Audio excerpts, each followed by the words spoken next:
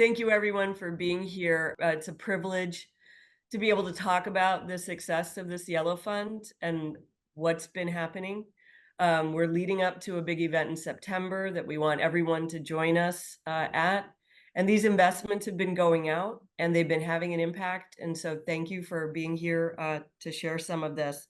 I just want to thank our Grants and Leadership Committee for CIELO, who's done a lot of this work, built this initiative, supported the fundraising, and our really hardworking staff, and the support of our entire board of directors.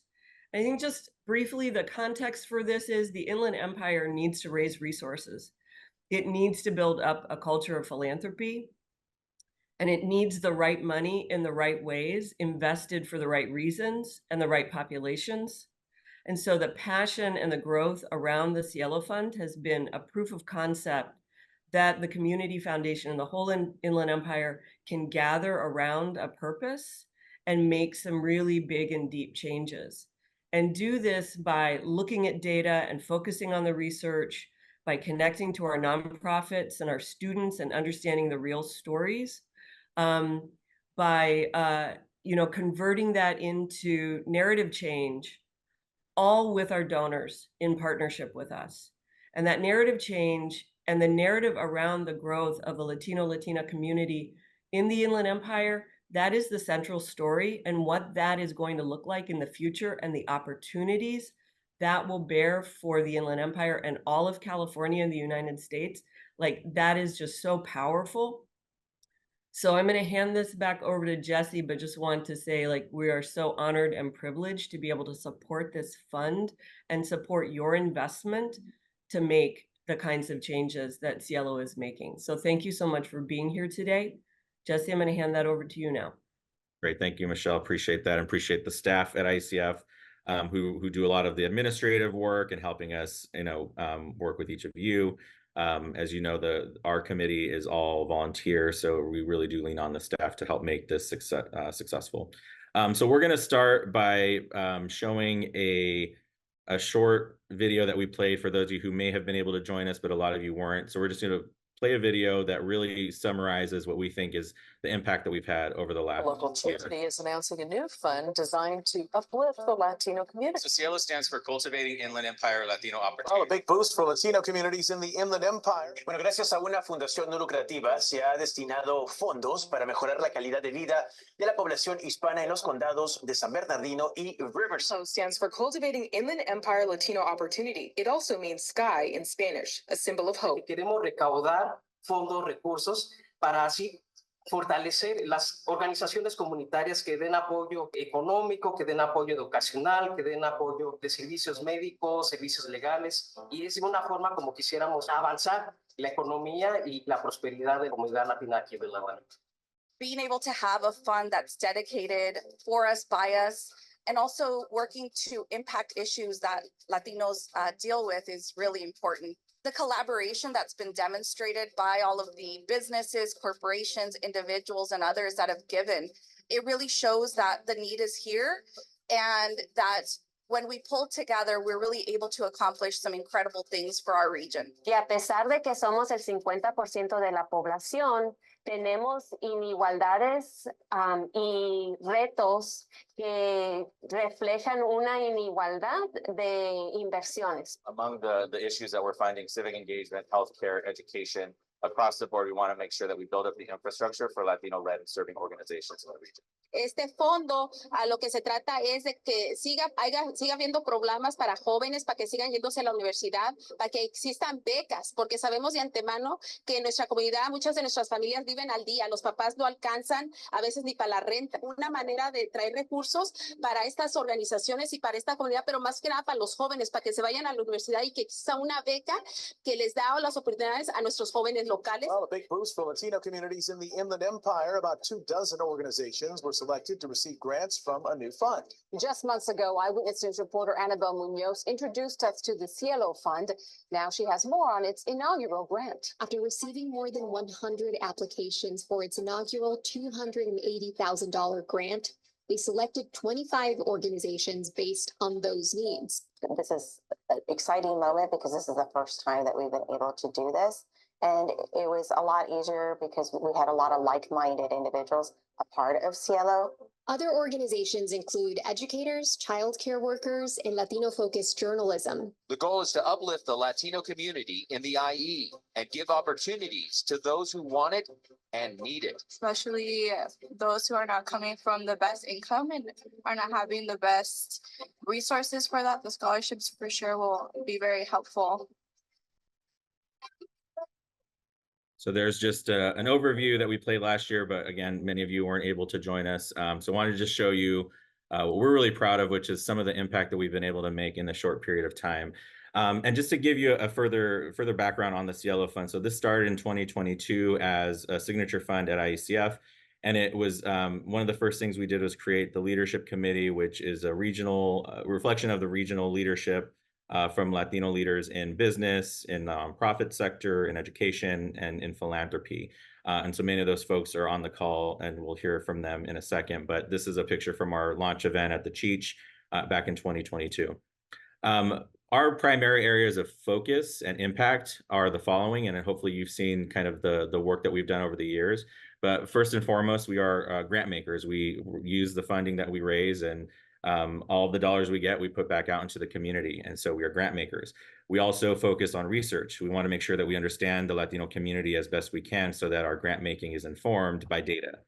So this is data-driven grant making. We have funded several research reports, which we'll talk about in a second. We also really focus on new narrative. A lot of the narratives about the Inland Empire are deficit framing, or it comes about what we're lacking, what we need, what we're struggling with.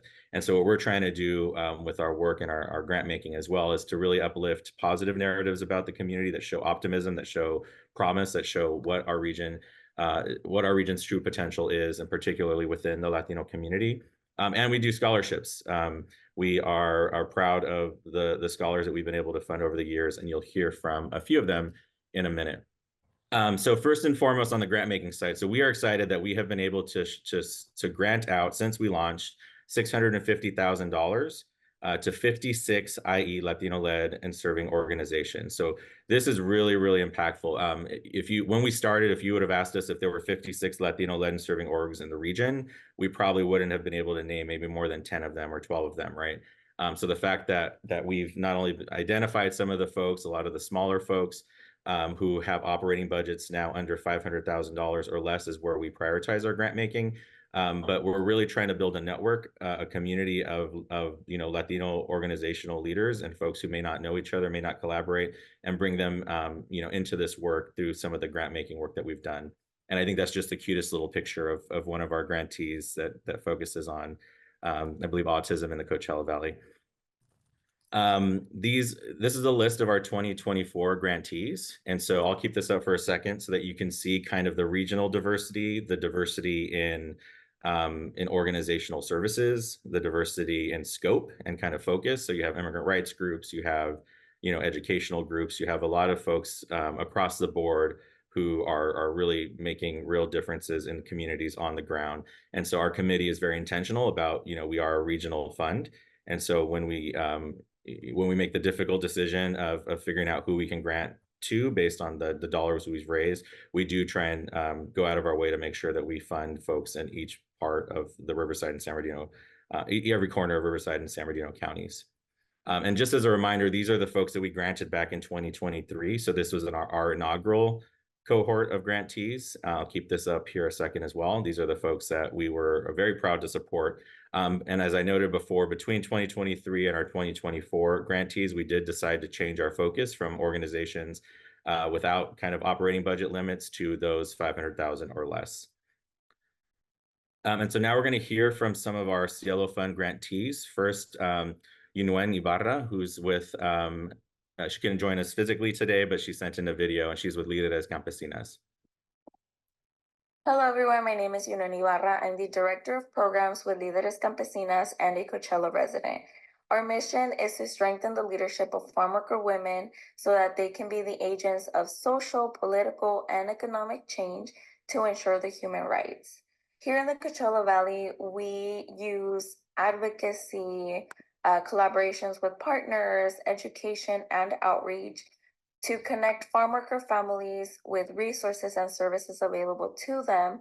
And we use education to inform them of issues affecting farm workers and what they can do to ensure that this change is being created. And this is all so that they have better working conditions, they have better living conditions, and are able to be at the table and voice their needs. We are a part of various campaigns here in the Coachella Valley. To address food insecurity, we are a part of monthly food distributions. We are part of a campaign to address environmental issues and the Salton Sea and how it affects the surrounding Salton Sea communities in which farm workers reside in. We are also educating the community of Oasis on trauma-informed design, trauma-informed care, and how to live in a better community and how they can ensure that this change is being created. We want to ensure that the resources and services being provided to farm worker communities, Spanish-speaking communities, Indigenous-speaking communities, that the services are being tailored to their needs. And with Líderes Campesinas, we are proud to say that we collaborate with various organizations statewide at the local level to ensure this is happening. Thank you so much. So there we heard from UN. Thank you to her for sending in the video. And ultimately, this work is about impact. We're talking a lot to you all about dollars and things that are important that to run a fund. But this is about the folks who are on the ground leading organizations doing the work where the rubber hits the road. Folks like Jerry, who you're going to hear from next, who is part of Casablanca Home of Neighborly Services. So Jerry. My name is Gerardo Pulido, and I'm the Executive Director of Casablanca Home Neighborly Service. I really want to thank the CIELO grant. The CIELO funds have helped our food program grow from almost 100%. We went from serving 65 families weekly to over 100 families on any given week. And this is for our food distribution. There's no way that we would have been able to provide for so many families without the CIELO funds. The funds also help us host family movie nights during summer break. We give free popcorn and drinks. Just seeing the families come together to take advantage of the free services, it's a good time. And see them having a good time and making memories with the families. It's all worth it. It's their family time, and they don't cost them a thing. We also started a podcast with the youth. It's called Chisme on the Block. And now we got some experience. Now we want to have the youth run another podcast that will include other older participants, giving them an opportunity to voice their experience of the struggles they faced growing up in the barrio and how they were able to overcome those struggles. So basically, we want to hear the testimonies of those people that are changing their lives for the better and bringing positive to the community and getting involved into the community. We also have free resources like Bible studies, mental health classes, Christian 12-step program, a soup kitchen for the less fortunate, and free music lessons for the youth. And all these are run by volunteers. For our annual events, we have health fair for the community, backpack giveaway, trunk or treat, turkey giveaway, Christmas toy giveaway that includes the hoop bus brought to you by Fent Hoops. And that's just resources that we bring to the community and their involvement and what we do here for the community. Thank you, Gerardo. Really appreciate that. And amazing name. I'm in communication, so I appreciate the Cheeseman from the Block podcast name. It's really That's right. Yeah. Thank you, brother. We'll appreciate you and all the work that you do. And we're proud to be able to support your work now for 2 years. Thank you. Yes, thank you. Thank you for your support. Of course, of course. So as you heard, these are just 2 organizations of the 56 that we've been able to fund over the last few years. But just to give you a sense of kind of the work that they do, and for those of you who came to our event last year, we featured many others as well. And so we always love, highlighting the stories, the impact of our organizational partners. But in addition to grant making, as I noted up front, we also are commissioning research to better understand our community. So since we launched in 2022, we have done 3 reports. One report focused on census data to create a snapshot that helped us come out of the gate. Another report was a qualitative research with USC Center for Latinx Studies that was interviewed and did some focus groups with Latino-led organizational leaders. And then we did this report that has gotten a lot of attention, and we're glad it did because What we found in our inclusive leadership report was that while Latinos make up 52% of our region's population, we only hold about 13% of nonprofit boards based on the review by one of our nonprofit partners. And so this is the kind of work that we want to bring attention to. This is the kind of advocacy that we want to help increase for our community to make sure that we are at every decision-making table and that we have representation. We also launched new narrative partnerships with several organizations in media.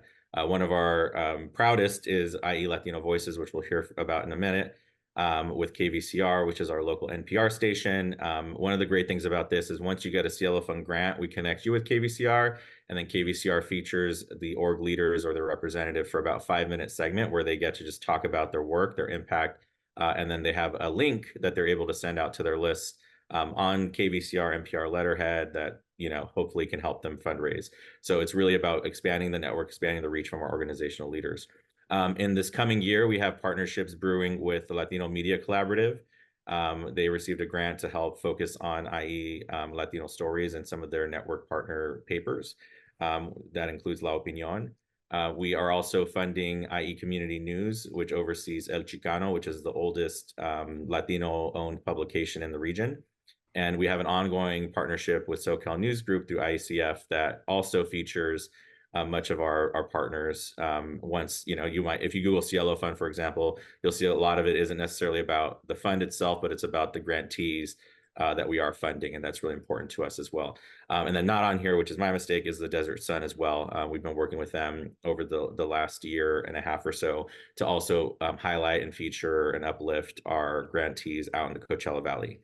So this is just a preview, and just to give you a sense of our partnership with KVCR, we're going to play this video, which highlights some of our grantees. And if we have technical difficulties, we'll send it out. We'll try it out. With 91.9 KVCR News, I'm Yvette Walker.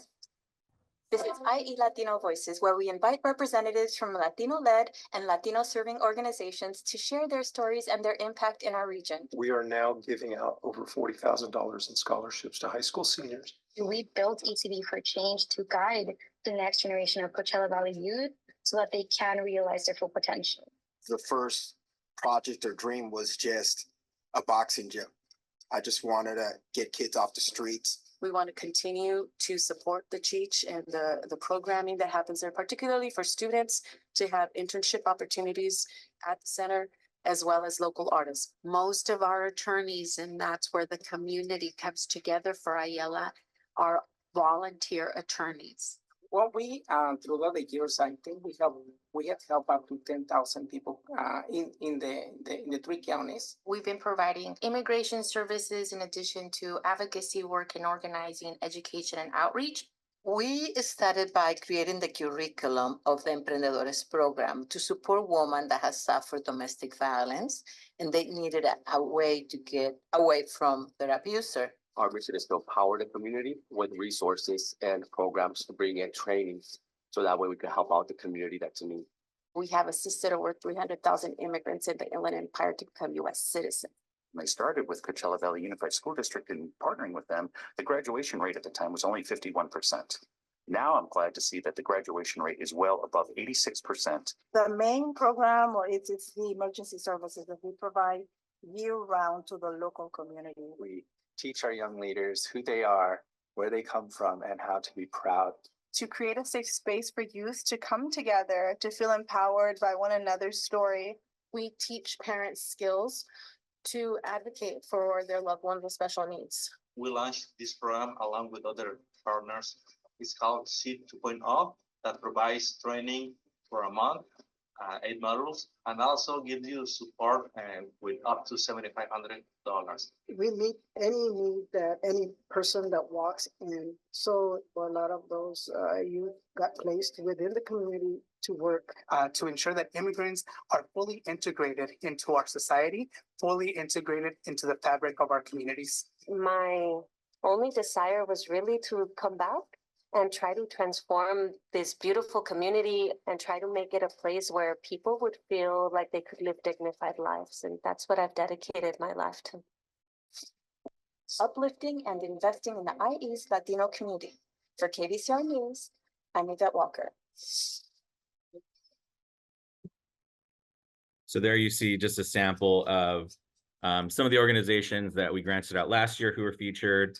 The work continues as well this year. So if you're listening to KVCR on Wednesdays, I believe it's like at 10 a.m. and then plays again at 5 or 6 p.m., you'll hear our current grantees. And they're also expanding the net to include lots of other leaders within the Latino community to be featured. But we don't stop there. We also are really proactive about telling our story to anyone who'll hear it. So we are very actively pitching stories all the time to our, mainstream media, ethnic media partners.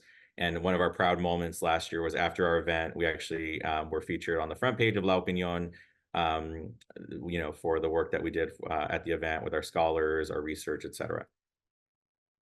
So this is like a really important note as well. So we launched the scholarship program last year with a generous gift from one of our foundation longtime funds, and in addition to some of our corporate supporters. And so since we launched, including this year, which we're announcing today, our total investment in scholarships is $232,000. And this is going to, in total, 148 Latino college students here in the IE. And why we're a little different is, we're a regional fund. So we invest in Latino college students attending Latino colleges and universities. And so now to tell you a little bit more about that work on our scholarships, we have two of our scholars here. And so I'm going to kick it over to Jolene Saldivar, who just graduated with her PhD. So Dr. Saldivar, I believe, who is with us. So Jolene. Yes, thank you so much for this invitation and this opportunity for being here. Yeah, I just finished my PhD from UC Riverside just 2 weeks ago, so it still hasn't really hit me that I'm now a doctor. But I'm from Colton, and my grandparents were migrant farm workers. My mom, a single mother, raised myself and my 4 brothers. And needless to say, funding was a huge barrier, one of the many barriers to me pursuing my academic dreams.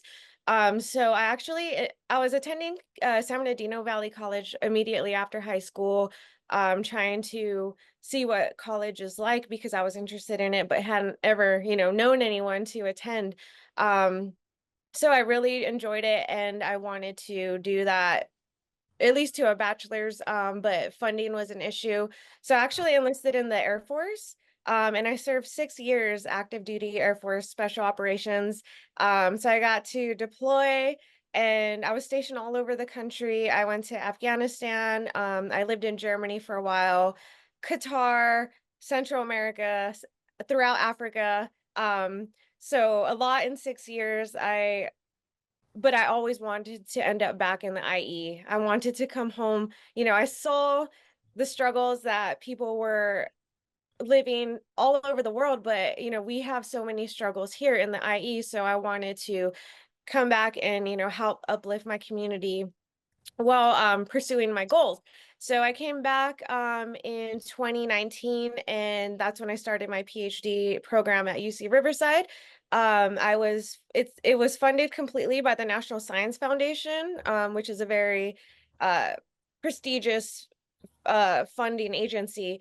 But what people may not be familiar when it comes to either a master's or a PhD program is even if it is funded, that that's your full-time job, and you can't go get another job and help and make ends meet. Thank you, Jolene. And as we know, the stats and data on Latinos and Latinas achieving higher education and then advanced degrees and especially PhDs it has a lot of room to grow. So we appreciate you being on the vanguard of increasing that data. Next, we have Stephen, who is a grad student at Cal State San Bernardino. Hello, and just a quick summary. My name is Steven Serrano. I'm a Inland Empire native from the city of Moreno Valley, and I'm doing my master's in public administration. And I just want to say thanks to these type of scholarships, I'm debt free. I did not get any loans, and I would say these scholarships are what makes a change in us and to make a change through our majors and careers. I work for the Inland Regional Center, which serves people with disabilities, developmental, such as autism, and I like serving that community and being an advocate for them. So that gives me the opportunity to both work in the region, but also serve my own community right here. And once again, thank you. Thank you, Stephen. Appreciate you. And thank you again, Jolene. So these are just two of the 148 or so scholars that we've been proud to support. And I'll start by saying when I was in high school in Riverside at John W. North High School, I received a scholarship from IECF, which was the Community Foundation at the time and has since rebranded under Michelle's leadership. And so I know firsthand kind of the value and importance of these kinds of investments and scholarships, having gotten one to fund my education at UCLA. So I look forward to seeing Stephen and Jolene when you're as old as me, kind of the impact that you've made and will make in this region and in your career. So thank you both again.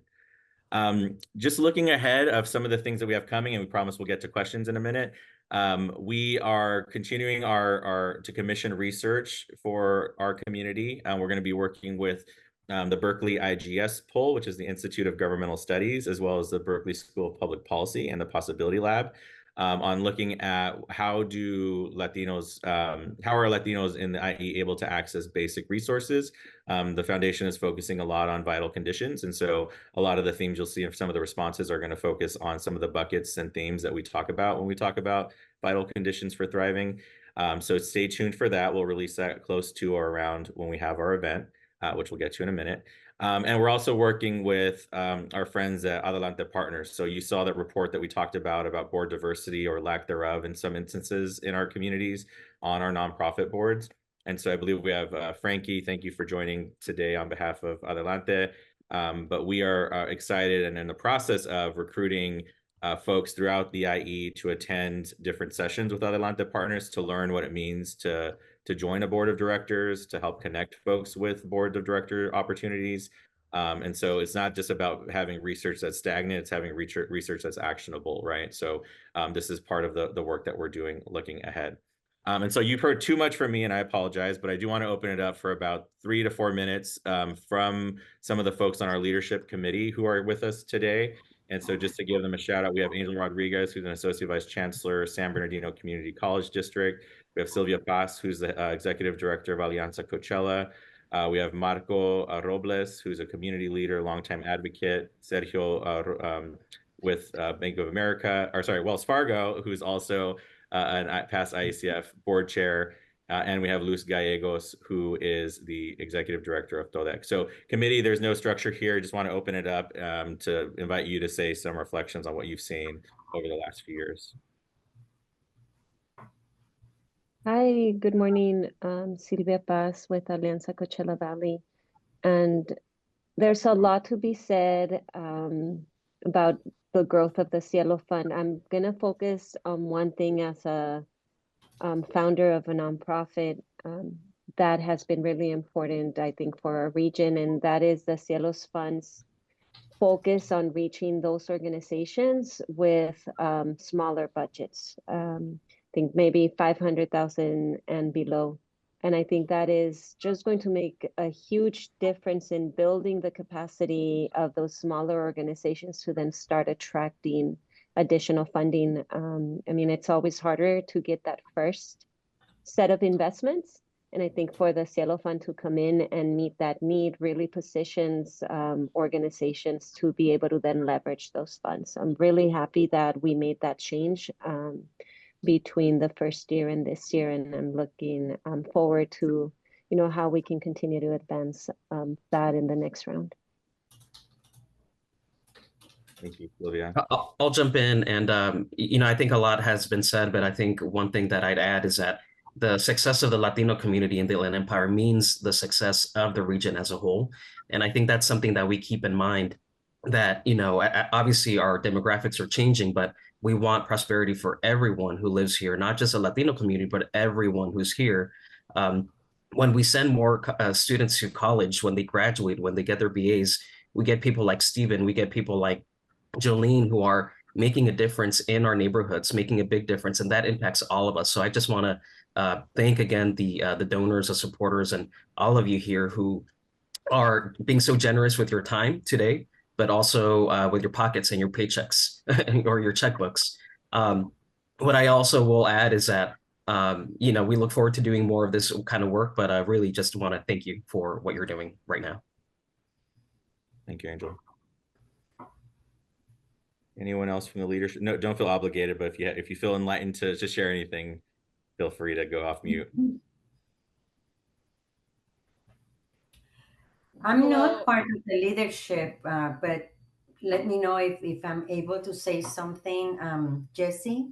Yeah, well, Rosina, we'll get to you in a few minutes if that's okay. Oh, okay. Yeah, no worries. No, appreciate you. Thank you. Yeah, it looks like Luz though was coming off of mute. Sounds good. Thank you. Hello, Luz Gallegos here.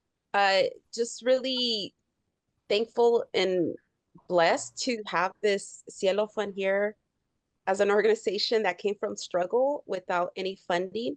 We see the future to help other compañeros that are starting up. And we really see this space as a blessing, and the intentionality to really focus on IE organization is crucial. As we all know, IEs always continues to be overlooked. The investments has to be higher, especially for groups that are grassroots and born and raised here in the IE. And that's what I really appreciate from the CIELO Fund, that we're helping other compañeros to get to their goal and to continue leveraging the resources that maybe we don't have, but with CIELO, we are creating that opportunity. Thank you, Luz. Yeah, and I think considering time, we'll move on to the next section, but I just want to give just a major shout out to the members of this leadership committee.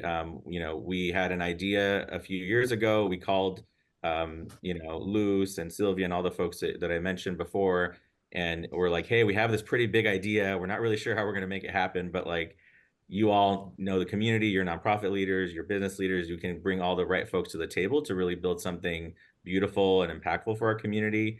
And our initial goal, you might remember, was $80,000, which was going to be our first year goal of raising money and doing some grant making there. And we'll talk about how much we've raised in a minute, but it's exceeded anything we could have imagined. And that's because of all the folks who are on this call. So really appreciate all of you. And just to tee up how big the impact has been so far. So again, we launched in 2022. We're celebrating our 2nd year anniversary this year. Thanks to our major, foundation partners, we have raised and gotten committed $1.7 million to date for this work.